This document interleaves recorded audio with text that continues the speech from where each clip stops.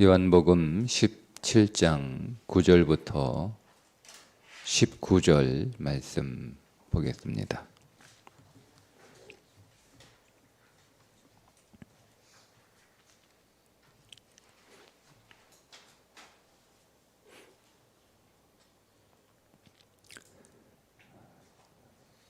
내가 그들을 위하여 비옵나니 내가 비옵는 것은 세상을 위함이 아니요 내게 주신 자들을 위함이니이다.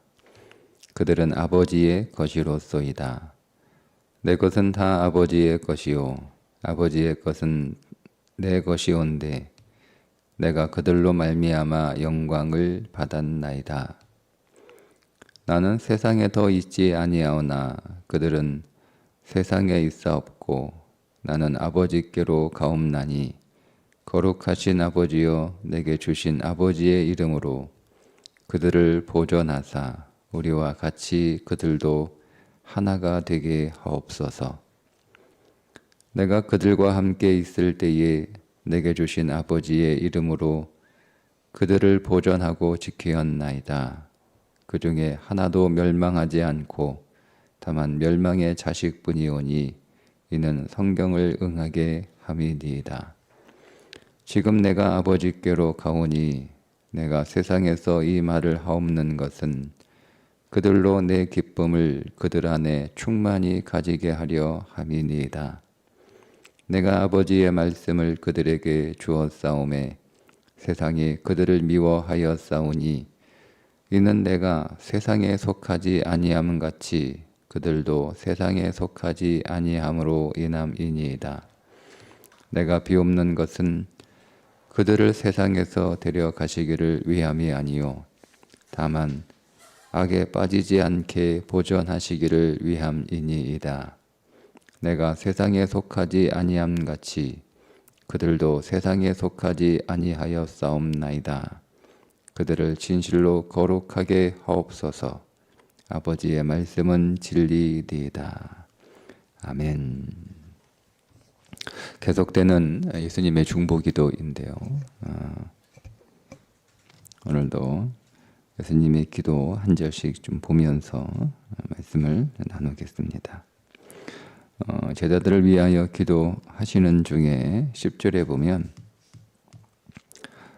내 것은 다 아버지의 것이요 아버지의 것은 다 내 것이온데 내가 그들로 말미암아 영광을 받았나이다. 예수님께서 이미 제자들로부터 영광을 받으셨다. 이렇게 하나님 앞에 기도합니다. 그런데 이 영광을 이미 받으셨다는 뜻이잖아요. 앞으로 영광을 받게 될 것이다. 그것도 아니고 지금 영광을 받고 있습니다. 이렇게 기도하는 것도 약간 우리가 갸우뚱하게 되는 표현인데 이미 제자들로부터 예수님이 영광을 받으셨다. 이렇게 기도를 하시니 더 갸우뚱하게 되는 기도입니다.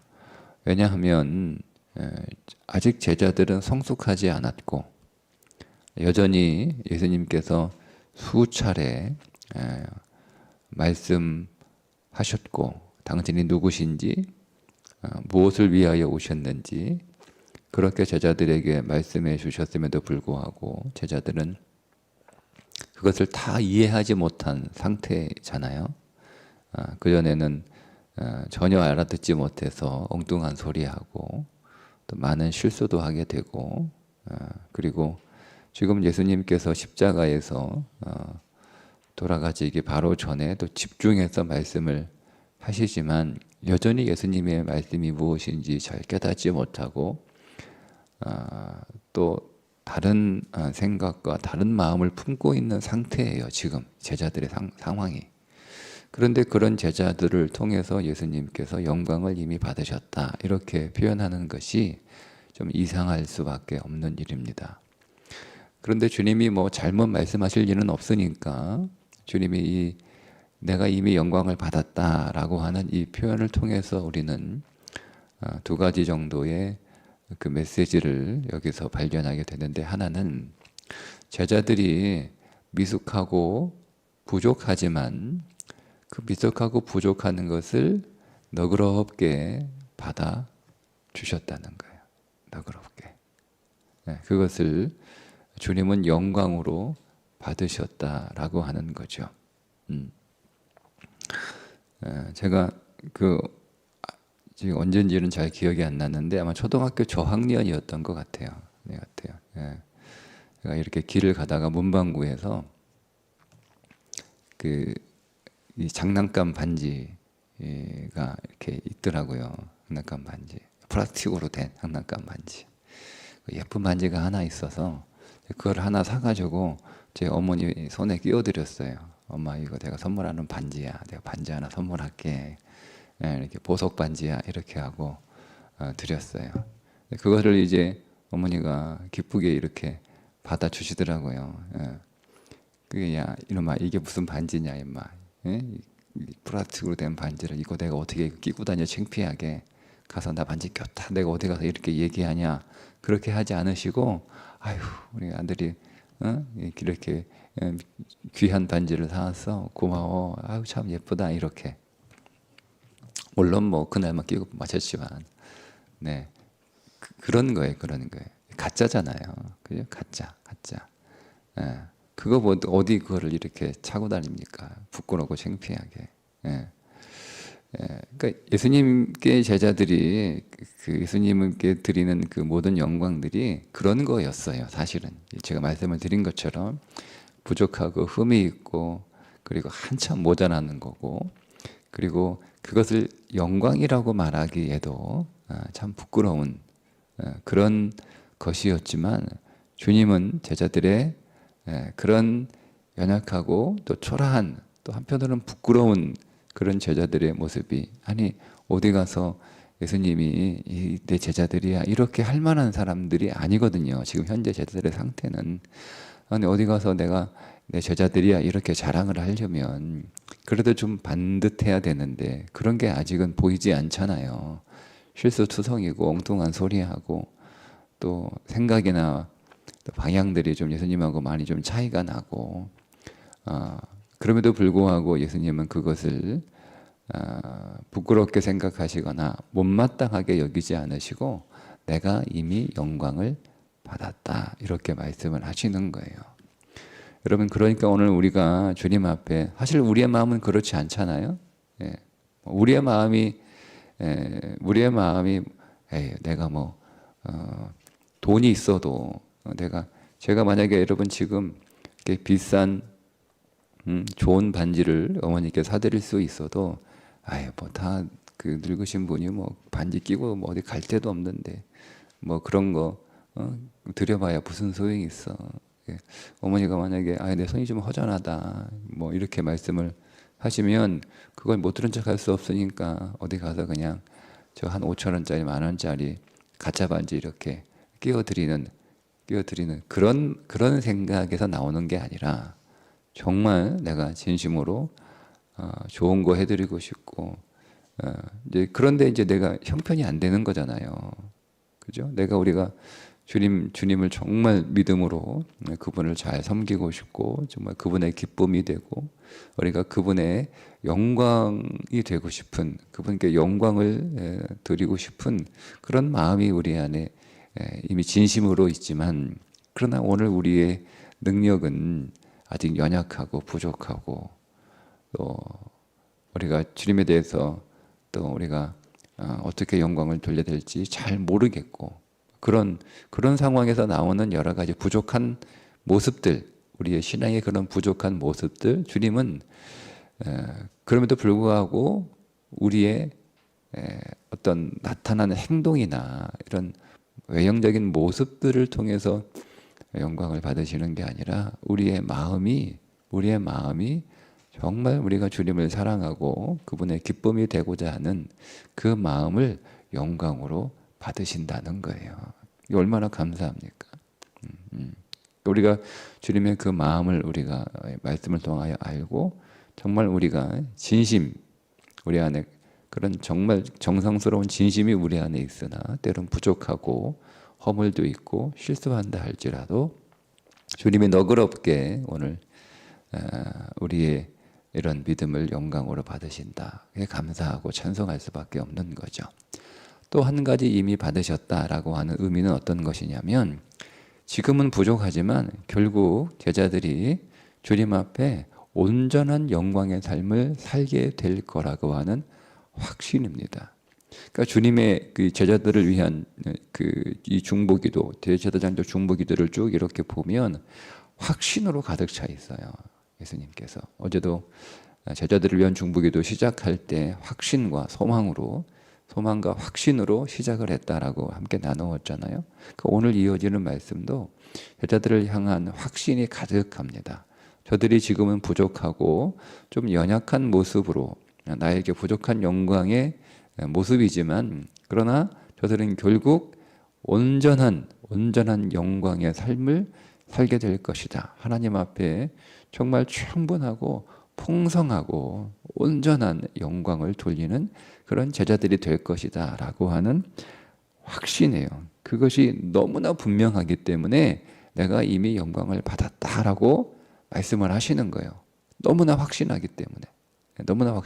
그래서 아직 제자들이 주님께 온전하고 충분한 영광을 돌리지 않았지만 분명한 확신 안에서 예수님이 이미 받았다라고 기도를 하셨던 거죠.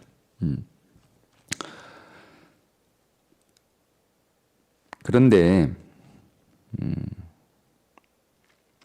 그 중에 왜 가룟 유다는 주님의 이 너그러움과 확신에서 배제되었을까 하는 거예요. 그게 이제 12절에 나와 있는데, 내가 그들과 함께 있을 때에 내게 주신 아버지의 이름으로 그들을 보존하고 지키었나이다. 예수님이 제자들을 다 보존하고 지켜주셨대요. 그런데 다는 아니잖아요. 그 중에 하나도 멸망하지 않고, 그런데 다만 멸망의 자식뿐이오니. 예수님께서 제자들 12을 다 지키고 보존하신 게 아니라 그 중에 한 명은 그 예수님의 너그러움과 지키심과 보존하심에서 배제가 된 거예요. 근데 왜 가룟 유다는 그렇게 되었을까? 예수님께서 편애하셨는가? 멸망의 자식이다 이렇게 말씀을 우리가 하는 것을, 그는 원래 태어날 때부터 멸망의 자식이었나? 뭐 이렇게 우리가 또 오해할 수 있는데요. 이 멸망의 자식이라고 하는 이 표현이 사단의 성품과 인격을 가지고 있는 것을 말할 때 쓰는 표현입니다. 성경 다른 곳에도 이런 표현들이 비슷하게, 우리가 번역은 조금 다르게 하고 있으나 같은 표현들이 좀 계속 나오고 있는데요. 그러니까 가룟 유다가 운명적으로 멸망의 자식이라는 것이 아니라 가룟 유다가 사탄의 성품과 인격을 가지고 있었던 자라는 거죠. 그런 성품과 그런 인격을 갖게 되었다라고 하는 거예요. 그래서 그가 날 때부터 멸망의 자식으로 예정된 것이 아니라 그가 사탄과 같이 그의 인격이 멸망받을 만하다는 겁니다. 그의 인격이. 그러니까 예수님이 가룟 유다를 거절한 게 배제한 게 아니라 가룟 유다가 예수님의 그 너그러움과 그 사랑을 거절한 거죠. 거절하는 거예요. 이게 거절한 거예요. 여러분, 사단의 속성은 뭐냐면 주님의 사랑과 은총을 거절하는 거예요. 거절.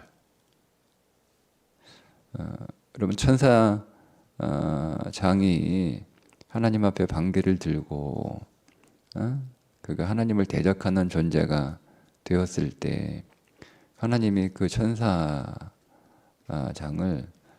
이렇게 미워하셨겠습니까? 아니면 뭐 편애하셨겠습니까? 그건 아니잖아요. 하나님은 공의롭고 공평하신 분이고 또 인자와 긍휼이 풍성하신 분이시니까 하나님은 모든 전사들을 그렇게 대하셨을 것 아닙니까?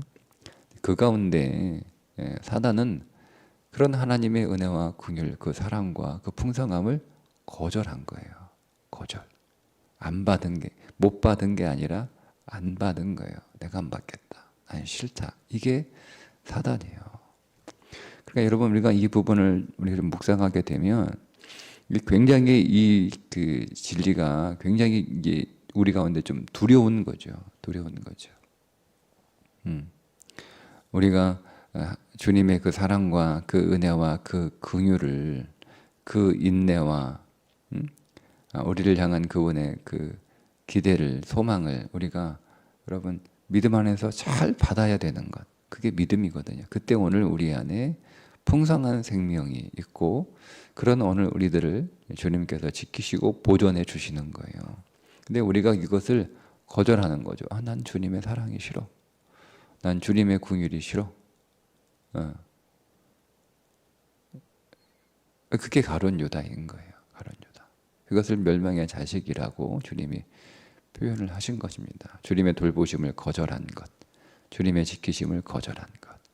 가룟 유다가 그렇게 거절했다라고 말씀을 하시는 거죠. 자, 그런데 15절에 좀 보면 이렇게 말씀하고 있습니다. 기도하고 계신데요. 15절에 내가 비옵는 것은 그들을 세상에서 데려가시기를 위함이 아니요 다만 악에 빠지지 않게 보존하시기를 위함이니이다. 왜 데려가지 않으셨을까? 성경에 이제 여러 그 구약에도 보면 여러 선지자들이, 특히 신약에서는 바울 사도가 그런 기도를 하잖아요. 하나님, 나 빨리 데려가 주세요. 모세가 그렇게 기도하고 엘리야도 하나님, 나 빨리 데려가 주세요. 이렇게 기도하잖아요. 그런데 왜 하나님께서는 왜 빨리 데려가지 않으시고 그냥 두셨을까? 오늘 주님이 좀 이상하지 않습니까? 제자들이 주님이 가시고 나면 박해를 받게 될 것을 이미 아시고 제자들에게 그 박해를 예고하시잖아요. 그리고 그 박해를 잘 준비할 수 있도록 너희들이 마음을 단단히 먹어라 이렇게 말씀을 하시잖아요. 근데 보세요. 만약에 주님이 정말 제자들에게 어떤 긍휼과 은혜와 사랑을 베푸시는 분이라면 너희들이 박해가 있을 텐데, 세상에 박해가 있을 텐데 내가 너희들은 박해를 받지 않도록 내가 지켜줄 테니까 걱정하지 마라 이렇게 말씀을 하시든가, 아니면 내가 가고 나면 너희들이 세상으로부터 심한 박해를 당할 텐데 내가 그걸 그냥 두고 볼 수가 없다. 그러니 내가 갈 때 너희도 같이 가게 될 거야. 이렇게 하시든지. 아니, 양을 이리 가운데로 보내는 걸 뻔히 보시면서 그냥 견뎌라, 잘 버텨라, 잘 이겨내라 이렇게 말씀하시는 것이 좀 의아합니다. 왜 세상에서 데려가 달라고, 아버지 내가 아버지께로 올라갈 때, 승천할 때 이 제자들도 같이 데려가 주세요. 같이 갈 수 있도록 해줘서 이렇게 기도하면 좋잖아요. 얼마나 좋습니까? 얼마나 좋아요. 그런데 그 악이라고 불리는 세상에 제자들을 남겨두시면서 아버지 이들을 악에 빠지지 않게 보존해 주시기를 원합니다. 이렇게 기도하시는 거예요. 왜 이렇게 기도를 하셨을까라고 하는 거죠.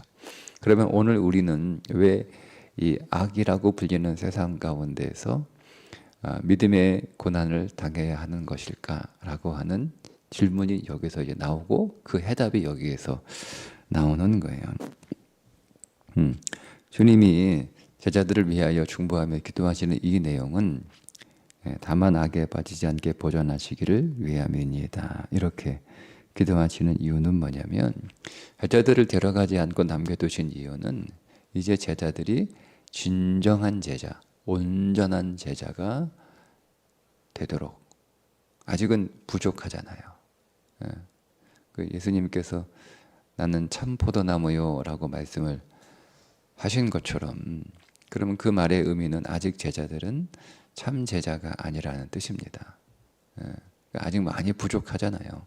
아직 많이 부족하고 여러 가지 면에서 아직 많이 연약한 상태에 있기 때문에 그 제자들이 이제는 온전한 제자로 성장하고 온전한 제자의 삶을 살아갈 수 있도록 이 세상에 두신 거예요. 그런데 이 세상은 많은 악의 유혹과 손길들이 있기 때문에 거기에 빠지지 않도록 잘 제자로 훈련되고 성장할 수 있도록 하나님께서 보존해 주시기를 그렇게 기도하고 있는 거죠. 이것을 이제 다른 편에서는 이렇게 표현을 하더라고요. 제자들이 주님이 이제 제자들에게 이렇게 말씀을 하시잖아요. 너희가 내가 한 일을 너희가 할 것이요 나보다 더 큰 일을 너희가 하게 될 것이다. 이렇게 제자들에게 당신이 이 땅에서 하셨던 사역, 그 사역을 제자들에게 위임해 주시지 않습니까? 그래서 제자들이 주님이 하셨던 그 사역을 위임받아서 해야 되기 때문에 주님의 사역을 제자들이 대신 해야 되기 때문에 이 땅에 남겨두신 것이다. 이렇게 설명하는 것도 있습니다. 저는 그런데 그 사역이 과연 뭐냐라고 하는 거죠. 사역이. 그러니까 제자들의 사역은 뭐냐? 여러분, 그것은 자기 자신을 제자로 세워가는 것이 제자들의 사역입니다. 제가 왜 이 말씀을 드리냐면 우리가 사역을 하잖아요. 교회에서 교회 여러 가지 봉사를 하게 될 때 우리는 그것을 사역이라고 부릅니다. 교사를 하든 찬양대를 하든 또 뭐 식당에서 주방에서 봉사를 하든 뭐 여러 가지 우리가 교회 일들을 하게 되잖아요. 우리가 그것을 사역이라고 부르는데 그 사역의 목적과 대상이 누구냐면 나예요, 나. 네. 그러니까 우리가 교회를 섬긴다라고 할 때 교회를 섬기는 것이 아니라 사실은 본질적으로 내가 나를 섬기는 거죠. 우리가 교인들을 섬긴다라고 할 때 우리가 다른 사람들을 섬기는 게 아니라 사실은 나를 섬기는 거예요. 그러니까 제가 지금 이게 목사로서 여러분들에게 이 시간 설교하고 있잖아요. 그죠? 제가 여러분들을 섬기고 또 제가 여러분들을 위한 설교 사역을 하고 있는 게 아니라 사실은 제가 저를 섬기고 있는 것이고 제가 저를 위한 사역을 하고 있는 거예요. 무엇을 위해서? 제가 주님의 제자가 되기 위한, 제가 주님의 제자로 더 잘 성장하고 온전해지기 위한 제게 주어진 사역은 제가 목회하는 건데 그게 사실은 제가 교회를 위한 것이 아니고 이 교회라고 하는 이 공동체를 위한 것이 아니고 또 성도들을 위한 것이 아니라 본질적으로 제가 저 자신을 위해서 사역하는 거예요. 이건 굉장한 차이예요. 여러분, 제가 만약에 내가 제1교회를 위해서 제가 이렇게 사역하고 있다. 제가 제1교회 성도들을 위해서 사역하고 있다라고 하게 되면 어떤 마음이 들까요? 어떤 마음이 항상 기쁘고 감사하고 이런 마음이 있겠습니까? 그렇지 않죠. 섭섭한 마음도 생기고 또 여러 가지 이득도 계산하게 되고 내가 이렇게 한다고 해서 나한테 돌아오는 게 뭐가 있나? 사람들이 나를 알아주나? 교회가 정당하게 적당하게 보상을 해주나? 이런 계산을 하게 돼 있어요. 하게 돼 있어요. 그러면 그때 되면 제가 이제 문제가 생기는 거잖아요. 근데 여러분 시선을 딱 바꿔버리는 거예요. 사실은 내가 나를 위해서 사역하는 거예요. 내가 교회를 섬기고 목양하고 목회하고 이 하는 모든 성도들을 신방하고 또 그들을 섬기는 이 모든 일들이 사실은 내가 이 일을 통해서 그리스도의 온전한 제자로 성장해 가는 거다. 제가 이제 그런 표현을 가끔 하잖아요. 여러분들은 목사가 한 명인데 저는 목사가 많다고. 여러분들이 다 저의 목사예요. 그러니까 제가 얼마나 부족하면 여러분들은 저보다 뛰어나시기 때문에 목사가 한 명밖에 안 필요하지만 저는 여러분보다 부족하기 때문에 목사가 수십 백 명 있어야 되는 거예요. 저는 그냥 이게 그런 마음을 가끔 저 자신에게 얘기합니다. 네가 부족하니까 많은 목사가 필요한 거야.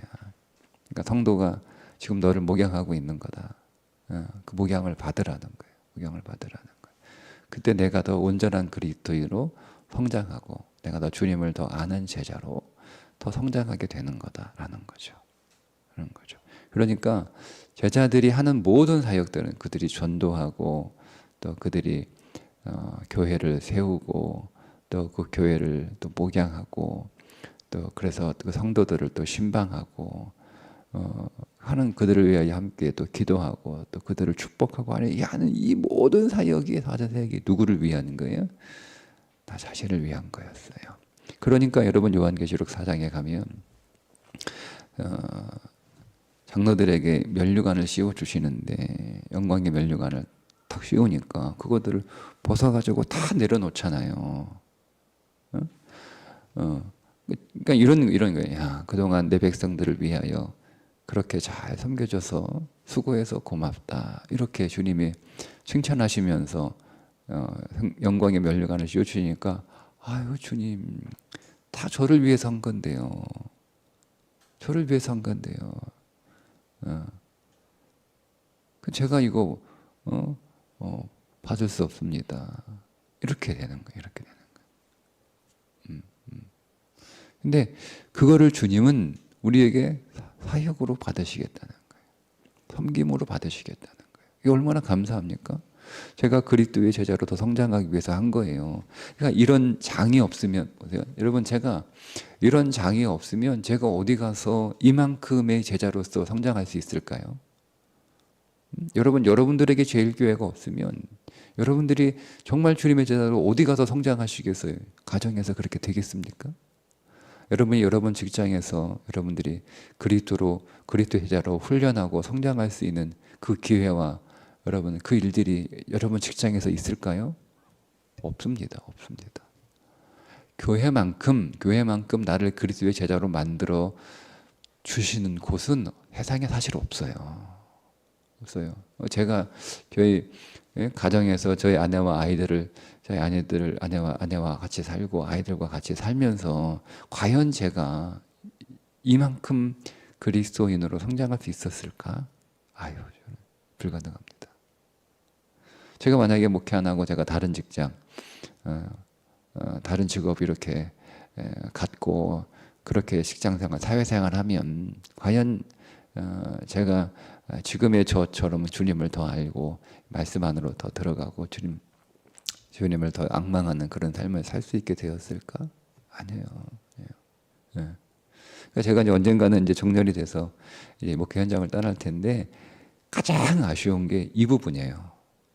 더 이상 내가 교회만큼 더 내 신앙을 성장하고 훈련하고 더 그렇게 나를 만들어 갈 수 있는 그런 장에서 내가 나가는 거잖아요. 그게 사실은 제일 아쉬워요. 그러니까 제가 저기 있는 시간 동안 정말 열심히 내가 나를 많이 키워놔야 되는 거예요. 내가 많이 예수를 벌어놔야 되는 거예요. 우리가 어디 가서 예수를 벌 수 있어요? 교회만큼 그렇게 예수를 가장 많이 잘 벌 수 있는 곳이 없는 거예요. 그렇게 내가 예수 부자가 됐는데 그것으로 충분한데 그것 자체가 나에게 큰 영광이요 복인데 거기다가 영광의 면류관을 씌워주시니까 이게 감당할 수 없는 거죠. 아니 하나님 제가 저 자신을 위해서 제가 예수 부자 되려고 열심히 그렇게 사역한 건데 저 자신을 위해서 그런 거예요. 여러분 시선을 바꾸세요. 굉장한 차이입니다. 그러니까 그렇게 제자들이 자기 자신을 위하여 사역하도록 그래서 그 안에 예수 부자가 그들이 되도록 그들을 주님은 빨리 데려가고 싶으시만 그들이 얼마나 많은 고난 가운데 있을 것을 분명히 보셨지만 그래도 세상에 두셨던 것이고 다만 그들이 악에 빠지지 않도록 하시기 위하여 지금 그들을 위하여 중보하고 기도하고 계시는 거죠. 자, 그러면 어떤 제자가 돼야 되느냐 하는 거예요. 어떤 제자. 16절에 보면 이렇게 나오죠. 내가 세상에 속하지 아니함 같이 그들도 세상에 속하지 아니하였사옵나이다. 세상에 속하지 않는 제자인 거예요. 그러면 세상에 속하지 않는 것, 이 첫 번째고요. 그러니까 세상에 속하지 않는 건 뭐죠? 이게 이런 거예요. 제가 이제 만약 중고등학교 때 제 주위에 뭐 그런 친구들이 있었어요. 뭐 나쁜 짓도 하고 담배도 피우고 술도 먹고 뭐 가서 애들 뭐 빼앗고 이런 애들도 있었단 말이에요. 제가 그들하고 함께 어울리지 않는 거예요. 그게 세상에 속하지 않은 거예요. 그러니까 나는 걔들하고 같이 안 놀아. 나는 걔들하고 같이 어울리지 않아. 걔들은 내 친구가 아니야. 이렇게 얘기하는 거죠. 그건 세상에 속하지 않은 거예요. 근데 여러분 그것으로 되냐 이거예요. 수준이. 우리가 세상에 속하지 않아야 되지만 세상에 속하지 않는 것으로 우리가 주님이 우리에게 요구하시는 제자의 수준이냐 아니라는 거죠. 그래서 17절입니다. 거기서 더 성장하는 거예요. 성장하는 거죠. 17절에 그들을 진리로 거룩하게 하옵소서. 그러니까 세상에 속하지 않을 뿐만 아니라 더 나아가서 그들을 거룩하게 구별된 자가 되는 거예요. 구별된 자. 속하지 않을 뿐만 아니라 완전히 다른 거예요. 나는 그런 아이들과 어울리지 않아요. 예. 근데 나는 걔네들하고 안 놀아. 어울리지 않아. 이게 아니라 나는 그들과는 더 나은 존재로 더 나은 존재로 생활하는 거. 그게 주님이 오늘 우리에게 원하시는 제자의 수준이라는 거죠. 거룩한 제자가 되는 거예요. 세상에 속하지 않을 뿐만 아니라 세상에서 구별된 사람이 되는 거예요. 그게 제자예요. 그런데 그 제자가 어떻게 그런 제자로 되느냐? 그게 17절 후반절에 아버지의 말씀은 진리니이다. 이렇게 말씀하시는 거죠. 어떻게요? 아버지의 말씀으로, 하나님의 말씀으로 제자가 되는 거예요. 그 말씀에 순종하는 거죠. 그 말씀에 순종하는 것을 통해 나는 주님의 제자가 되는 건데, 그 말씀에 순종함으로 세상에 속하지 않을 뿐만 아니라 세상 속에서 구별되는 자로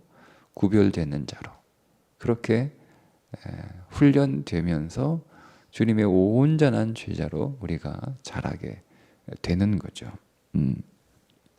그런데 이 아버지의 말씀에 순종하는 것이 그냥 한 번, 몇 번 순종하는 게 아니라 꾸준히 순종하는 거예요. 꾸준히 계속. 여러분 열천유의 비유를 여러분 꼭 기억하십시오. 꾸준히 준비되지 않으면 주님 오실 때 첫 번째 어디 가서 사올 수도 없고 누구한테 빌려올 수도 없는 것이 거룩한 삶입니다. 여러분 어디 가서 언제 내가 그걸 돈 주고 살 수 있다고 생각하지 마세요. 어디 가서 빌려올 수도, 누가 빌려주지도 않아요. 그러니까 항상 여러분 안에 성령의 불이 꺼지지 않고 불타고 있어서 계속 여러분 기름이 공급되어야 되는데, 그 기름이 뭐예요? 그 말씀이에요. 순종하는 자들에게 주시는 성령, 말씀이 우리 안에 꺼지지 않는 불이 되게 하는 기름이란 말이에요. 진리의 영이 너희 가운데 오시면이라고 말씀하시잖아요. 우리 안에 계속 그 말씀이 공급돼야 되고, 그 말씀을 지식으로 공급받는 게 아니라 생명으로 공급받으려면 그 말씀에 순종하셔야 됩니다. 계속 순종할 때 우리는 세상에 빠지지 않게 되고 세상에서 구별되는 거룩한 존재가 되는 거죠. 자, 그런데 주님은 그것을 이렇게 표현해 주셨어요. 19절에 보면 또 그들을 위하여 내가 나를 거룩하게 하오니 이는 그들도 진리로 거룩함을 얻게 하려 함이니이다. 그러니까 내가 나를 거룩하게 한다는 표현이 어색하잖아요. 주님은 거룩하게 되실 필요가 없는 이미 절대 거룩이시잖아요. 근데 거기에 무슨 더 거룩하게 하실 것이 더 있어요. 근데 이거를 원래 문자로 번역을 하면 내가 나를 봉헌하다 이런 뜻이에요. 내가 나를 제물로 드린다는 거예요. 여러분, 우리가 말씀을 지킨다라고 하는 것은요, 내가 자신을 봉헌하는 거예요. 봉헌하는 거예요. 그것을 여러분 바울이 어떻게 표현합니까? 로마서 12장에 너희 몸을 거룩한, 하나님이 기뻐하시는 거룩한 산 제물로 드리라. 그럼 나를 하나님이 기뻐하시는 거룩한 산 제물을 드리는 게 뭐 하는 거냐? 응? 너희는 세상을 본받지 말고 하나님의 거룩한 뜻이 무엇인지를 분별하라. 이렇게 이어 말씀하시잖아요. 똑같은 말씀 하시는 거죠. 해당에 빠지지 말고 거기서 거룩한 자로 살아가라. 어떻게? 오늘 예수님 말씀이면 너희가 너희 자신을 제물로 봉헌하라는 거예요. 그게 말씀에 순종하는 삶이에요. 그러니까 우리가 말씀에 순종하는 삶을 살아감으로 인해서 우리 자신을 하나님 앞에 산 제물로 드리는 거룩한 예배자가 되는 거죠. 제가 이 말씀을 읽으면서 그동안 생각하지 못했던 것이 하나 딱 깨달아졌는데, 그러면 우리가 드리는 예배의 본질은 뭐냐? 우리가 예배 순서에 맞춰서 거기서 뭐 아름답게 하나님을 찬송하고, 아름다운 문장으로 하나님 앞에 기도하고, 거기서 또 아름다운 설교가 있고, 풍성한 예물이 있고, 그러면 그것이 정말 하나님이 기뻐하시는 예배일까 하는 거예요. 그 예배는 어떤 모형인 거죠. 즉 오늘 우리의 삶이 하나님의 말씀에 순종하는 그 삶이 하나님 앞에 드리는 찬송이 되고, 하나님 앞에 드리는 기도가 되고, 하나님 앞에 드리는 우리의 고백이 되고, 하나님 앞에 드리는 예물이 될 때 우리가 그런 마음으로 우리의 삶을 살아가는 거예요. 순종을 통해서 나의 이 순종이 주께 찬송이 되게 하옵소서. 나의 이 순종이 주께 기도가 되게 하옵소서. 나의 이 순종이 주께 고백이 되게 해 주옵소서. 나의 이 순종이 주께 예물이 되게 해 주옵소서. 그게 우리 몸을 하나님이 기뻐하시는 거룩한 산제물로 드리는 예배의 삶이에요. 그 삶을 살았던 자가 하나님 앞에 예배할 때 그 예배를 하나님이 받으시는 거죠. 그러면 오늘 우리가 천상에 가서 하루 24시간 뭐 하냐? 하나님을 예배하거든요. 예배하거든요. 거기는 기도할 필요는 없죠. 그죠? 그래 우리는 항상 천국에 가면 항상 하나님을 찬송하는 항상 예배의 삶을 살아요. 그런데 천상의 예배는 의식으로 드리는 예배가 아니란 말이에요. 우리가 그 예배자가 될 수 있도록 여기에서 계속 그것을 훈련하는 거예요. 훈련하는 거예요. 만약에 지금 당장 데려가면 그런 훈련이 하나도 안 돼 있으니까, 천상은 예배하는 곳인데 예배를 어떻게 돼? 여러분 우리야 모르잖아요. 저 사람이 저렇게 아름답게 기도하는데, 저 사람이 저렇게 아름답게 찬송하는데, 저 사람이 저렇게 아름답게 설교하는데, 우리는 들리는 것만 보이는 것만 알잖아요. 그러니까 우리는 그거를 그렇게 저항감이 없이 받아요. 근데 내가 만약에 어떤 오늘 회중의 대피기도 하는 사람의 그 속을 다 아는 거예요. 내가 겪어봤어. 근데 너무 실망스러운 사람이야. 근데 여러분 내가 너무 실망한 사람이 앞에서 설교하고 찬송하고 기도하면 여러분 마음이 어떻습니까? 다 튕겨 나가잖아요. 그죠? 다 튕겨 나가요. 그게 하나도 안 들어와 내 안에. 어떻게 들어옵니까? 내가 실망한 사람이 앞에서 기도하겠는데 그 기도가 아멘 될까요? 여러분 내가 실망한 사람이 앞에서 찬송하고 있는데 그 찬송이 여러분에게 감동이 되겠습니까? 여러분 내가 실망한 사람이 앞에서 설교하면, 제가 여러분들에게 실망을 드렸는데 내가 설교하면 그 설교가 여러분의 귀에 들어올까요? 안 들어와요. 하나님은 다 아신단 말이에요. 하나님은 뻔히 다 아시는데. 그러면 그 천상의 예배가 여기서는 그게 용납이 돼요. 여기서는 아직 미숙하고 미흡하고 성장하는 과정, 그러니까 하나님이 너그럽게 용납해 주신다는 거예요. 우리 지금 꽤 감사한 거죠. 내가 이렇게 저기 설교할 때마다 네가 살지도 못하면서 참 설교는 그렇게 하고 있네. 그래요. 저는 그런 시간들이 참 많아요. 지금 제가 설교하고 끝나고 기도하면 그런 생각이 거의 열에 8, 9번은 들어요. 너 설교했는데 어떻게 살래? 그렇게 살아야 되는데. 어제도 제게 그런 시간이 없는 거예요. 제가 말씀이 계속 이렇게 바뀌는데, 어제 했던 말씀을 설교해 놓고도 그걸 다 살지도 못한테 오늘 제가 또 다른 말씀을 전해야 되는 거예요. 저는 그게 사실 되게 부담스러워요. 그래서 일주일에 설교 한 번만 했으면 좋겠어요. 설교가 힘들어서가 아니고 저는 설교 재밌어요. 재밌어요. 정말 재밌어요. 그리스도를 지식으로 알아간다는 게 저는 너무너무 좋아요. 근데 제가 설교를 해놓고 그거를 살아낼 수 있는 시간이 저한테 너무 짧은 거예요. 그래서 한 번만 하고 싶어요. 한 번 딱 하고, 정말 제가 설교한 데 1동안 정말 한번 열심히 그래서 말씀에 순종해 보려고 하루 정말 최선을 다해서 살아보고 그래서 조금이라도 좀 한번 해보고 다음 설교를 하고 싶어요. 근데 어제 해놓고 제가 하루 종일 말씀 생각하지 못하고 막 분주하게 막 교회를 하다가 오늘 설교 딱 하려고 들면 아유 내가 어제 설교도 못했는데 오늘 또 다른 설교를 해야 되니 참 제가 저 자신에게 너무 부끄럽고 여러분들이 아실까 좀 두렵습니다. 그런 거예요. 근데 주님 미흡함을 받아주시는 거죠. 주님이 부족하지만. 근데 천상은 그런 게 없어요. 여러분. 그러니까 여기서 충분히 훈련되셔야 되는 거예요. 예배자로. 이렇게 여러분 말씀에 순종하는 여러분 자신을 거룩한 산제물로 봉헌하는 순종의 삶을 잘 훈련하셔서 그래서 정말 우리가 이제는 영원히 예배를 드려야 되잖아요. 영원한 예배예요. 그 예배 정말 하나님이 기뻐하시고 잘 준비된 그런 예배자로 제자로 잘 훈련되셔서 그렇게 여러분 조성되시기를 주님의 이름으로 축복합니다. 기도하겠습니다. 주님, 오늘 우리의 부족함, 오늘 우리의 실수와 허물도 너그럽게 영광으로 받아주셔서 감사합니다.